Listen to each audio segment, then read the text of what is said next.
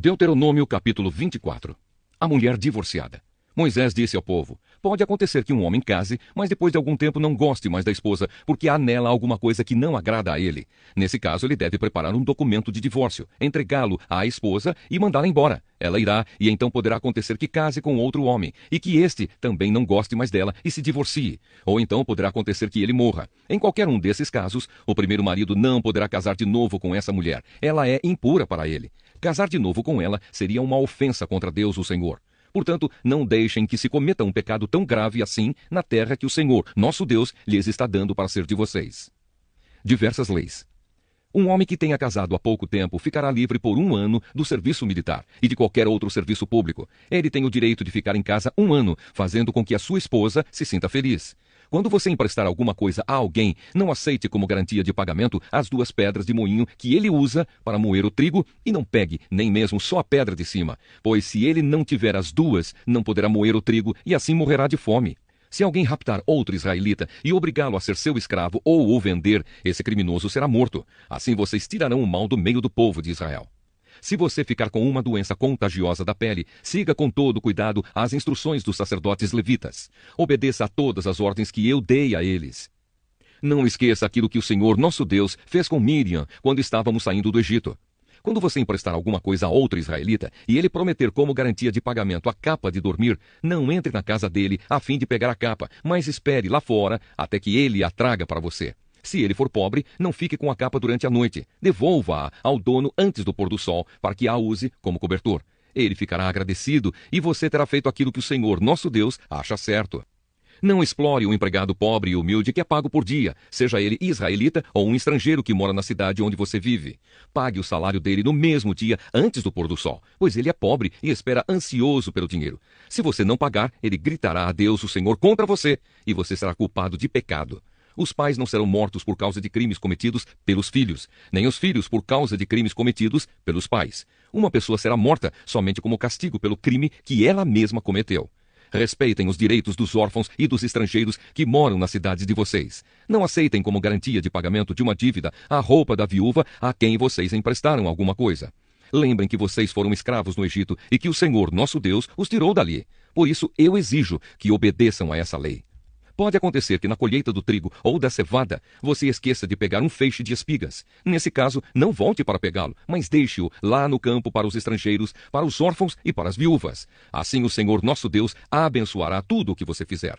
Na colheita das azeitonas, depois que você sacudir as oliveiras, não volte para pegar as azeitonas que ficaram nas árvores. Deixe-as para os estrangeiros, para os órfãos e para as viúvas, e faça só uma colheita de uvas nas suas plantações. As uvas que ficarem nos pés serão deixadas para os estrangeiros, para os órfãos e para as viúvas. Lembrem que vocês foram escravos no Egito. É por isso que eu exijo que obedeçam a essa lei.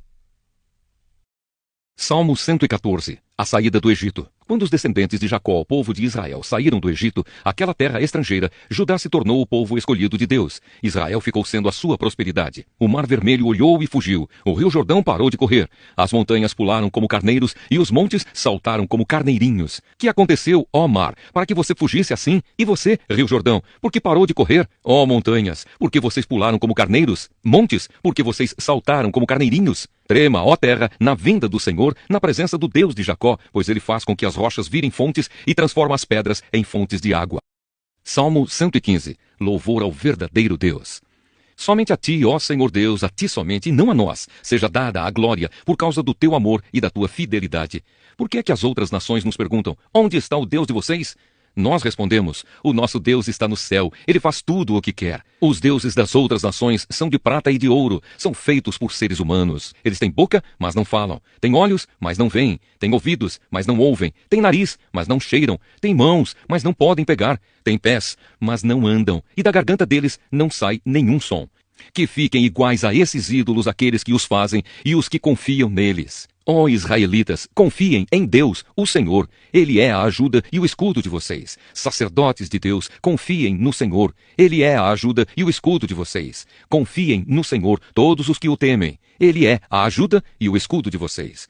O Senhor lembra de nós e nos abençoará. Ele abençoará o povo de Israel e todos os sacerdotes de Deus. Ele abençoará todos os que o temem, tanto os importantes como os humildes. Que o Senhor Deus lhes dê muitos filhos, a vocês e aos seus descendentes. Que vocês sejam abençoados pelo Senhor, que fez os céus e a terra. Os céus pertencem somente ao Senhor, mas a terra ele deu aos seres humanos. Os mortos que descem à terra do silêncio não louvam a Deus, o Senhor. Mas nós, que estamos vivos, daremos graças ao Senhor, agora e para sempre. Aleluia! Isaías capítulo 51. Palavras de consolo para Jerusalém. O Senhor Deus diz: escutem os que procuram a salvação, os que pedem a minha ajuda. Lembrem da rocha da qual foram cortados, da pedreira de onde foram tirados. Pensem no seu antepassado Abraão e em Sara, de quem vocês são descendentes. Abraão não tinha filhos quando eu o chamei, mas eu o abençoei e lhe dei muitos descendentes. Eu, o Senhor, terei compaixão de Jerusalém e de todas as suas casas que estão em ruínas. Eu farei com que as suas terras secas virem um jardim, como o jardim que plantei na região do Éden. Ali haverá alegria e felicidade, haverá música e cânticos e louvor a mim. Escute, meu povo, dê atenção ao que eu vou dizer. Vou dar as minhas leis às nações, e os meus mandamentos serão uma luz para os povos. Virei logo salvá-los. Está chegando o dia da minha vitória, e eu governarei todos os povos. Nações distantes esperam por mim e confiam em mim para protegê-las. Olhem para o céu, lá em cima. Olhem para a terra, aqui embaixo. O céu desaparecerá como fumaça, a terra ficará gasta como uma roupa velha, e os seus moradores morrerão como se fossem moscas. Mas a minha vitória será total, o meu poder durará para sempre. Escutem vocês que sabem o que é direito, que têm a minha lei no seu coração. Não fiquem com medo quando forem ofendidos. Não se aborreçam quando os outros zombarem de vocês. Pois eles desaparecerão como uma roupa de lã destruída pelas traças. Mas a minha vitória será total. O meu poder durará para sempre. Acorda, ó Senhor, acorda. Salva-nos com o teu grande poder, como fizeste antigamente no tempo dos nossos antepassados. Tu cortaste Raabe em pedaços. Tu mataste aquele monstro do mar. Tu fizeste o mar secar, secaste as águas profundas. No meio do mar, abriste um caminho para que, por ele, passasse o povo que salvaste. Aqueles a quem o Senhor salvar, voltarão para casa, voltarão cantando para Jerusalém, e ali viverão felizes para sempre. A alegria e a felicidade os acompanharão, e não haverá mais tristeza nem choro. O Senhor diz ao seu povo: eu mesmo lhes dou forças. Então, por que vocês têm medo de pessoas, de seres mortais, que não duram mais do que a palha? Porque esquecem o Senhor, o seu Criador, aquele que estendeu o céu e firmou a terra? Porque estão sempre com medo de inimigos cruéis, que os perseguem e estão prontos para destruí-los? Que pode fazer a fúria deles contra vocês? Logo os prisioneiros serão postos em liberdade. Eles não morrerão, nem passarão fome. Eu, o Senhor, sou o Deus de vocês. Eu agito o mar e faço as suas ondas rugirem. O meu nome é Senhor, o Todo-Poderoso. Eu dei a vocês os meus ensinamentos, e com a minha mão eu os protejo. Eu que estendi o céu e firmei a terra, digo aos moradores de Jerusalém: vocês são o meu povo. O sofrimento de Jerusalém vai terminar. Acorde, Jerusalém, acorde e levante-se. O Senhor fez com que você bebesse o vinho da sua ira. Você bebeu tudo e ficou bêbada. De todos os seus filhos, de todos aqueles que você criou, não houve um só que pegasse você pela mão e que a ajudasse a andar. Você sofreu duas desgraças. A sua terra foi arrasada pelos inimigos, e a guerra e a fome mataram os seus moradores. Quem tem pena de você? Quem procura consolá-la? Os seus moradores desmaiam de fome e estão caídos nas esquinas das ruas. São como carneiros selvagens presos nas redes dos caçadores. Eles caíram por causa da ira do Senhor, por causa do castigo do seu Deus. Pobre Jerusalém, você está bêbada, mas não por ter bebido vinho. Agora escute o que diz o Senhor e Deus, aquele que vai defender a causa do seu povo. O Senhor diz: agora estou tirando das suas mãos o copo cheio da minha ira, o copo que fez você ficar bêbada. Você nunca mais beberá dele. Darei esse copo aos seus inimigos, aos que lhe disseram: deite-se no chão, que vamos pisar em cima de você. Você se deitou e eles a pisaram, como se você fosse o pó da rua. Apocalipse, capítulo 21. O novo céu e a nova terra. Então vi um novo céu e uma nova terra. O primeiro céu e a primeira terra desapareceram, e o mar sumiu. E vi a cidade santa, a nova Jerusalém, que descia do céu. Ela vinha de Deus, enfeitada e preparada, vestida como uma noiva que vai se encontrar com o noivo. Ouvi uma voz forte que vinha do trono, a qual disse: agora a morada de Deus está entre os seres humanos. Deus vai morar com eles, e eles serão os povos dele. O próprio Deus estará com eles, e será o Deus deles. Ele enxugará dos olhos deles todas as lágrimas. Não haverá mais morte, nem tristeza, nem choro, nem dor. As coisas velhas já passaram. Aquele que estava sentado no trono disse: agora faço novas todas as coisas. E também me disse: escreva isto, pois estas palavras são verdadeiras e merecem confiança. E continuou: tudo está feito. Eu sou o Alfa e o Ômega, o princípio e o fim.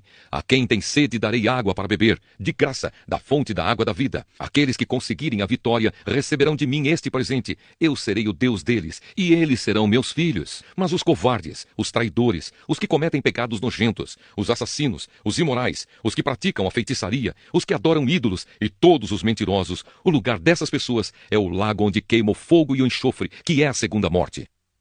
A Nova Jerusalém. Um dos 7 anjos que tinham as 7 taças cheias das últimas 7 pragas veio e me disse: venha, eu lhe mostrarei a noiva, a esposa do Cordeiro. Então o Espírito de Deus me dominou e o anjo me levou para uma montanha grande e muito alta. Ele me mostrou Jerusalém, a cidade santa, que descia do céu e vinha de Deus, brilhando com a glória de Deus. A cidade brilhava como uma pedra preciosa, como uma pedra de jaspe, clara como cristal. Ela era cercada por uma muralha muito alta e grande, com 12 portões guardados por 12 anjos. Nos portões estavam escritos os nomes das 12 tribos do povo de Israel. Havia 3 portões de cada lado, 3 ao norte, 3 ao sul, 3 a leste e 3 a oeste. A muralha da cidade estava construída sobre 12 rochas, nas quais estavam escritos os nomes dos 12 apóstolos do Cordeiro. O anjo que falou comigo levava consigo uma vara de ouro para medir a cidade, os seus portões e a muralha. A cidade era quadrada, pois o seu comprimento era igual à sua largura. O anjo mediu a cidade com a vara de ouro e viu que media 2.200 quilômetros. O seu comprimento, largura e altura eram iguais. O anjo mediu também a muralha e viu que tinha 64 metros de largura, conforme as medidas comuns que o anjo estava usando.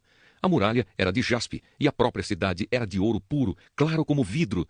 As rochas do alicerce da muralha estavam enfeitadas de todo tipo de pedras preciosas. A primeira rocha estava enfeitada de jaspe, a segunda de safira, a terceira de ágata, a quarta de esmeralda, a quinta de sardônica, a sexta de sárdio, a sétima de crisólito, a oitava de berilo, a nona de topázio, a 10ª de crisópraso, a 11ª de jacinto e a 12ª de ametista. Os 12 portões são 12 pérolas, e cada um desses portões era feito de uma só pérola. A rua principal era de ouro puro, claro como vidro. Não vi nenhum templo na cidade, pois o seu templo é o Senhor Deus, o Todo-Poderoso e o Cordeiro. A cidade não precisa de sol nem de lua para a iluminarem, pois a glória de Deus brilha sobre ela, e o Cordeiro é o seu candelabro. Os povos do mundo andarão na luz dela, e os reis da terra vão lhe trazer as suas riquezas. Os portões da cidade estarão sempre abertos o dia inteiro. Não se fecharão, porque ali não haverá noite. As nações vão trazer os seus tesouros e as suas riquezas para a cidade. Porém, nela não entrará nada que seja impuro, nem ninguém que faça coisas vergonhosas ou que conte mentiras. Entrarão na cidade somente as pessoas que têm o seu nome escrito no livro da vida, o qual pertence ao Cordeiro.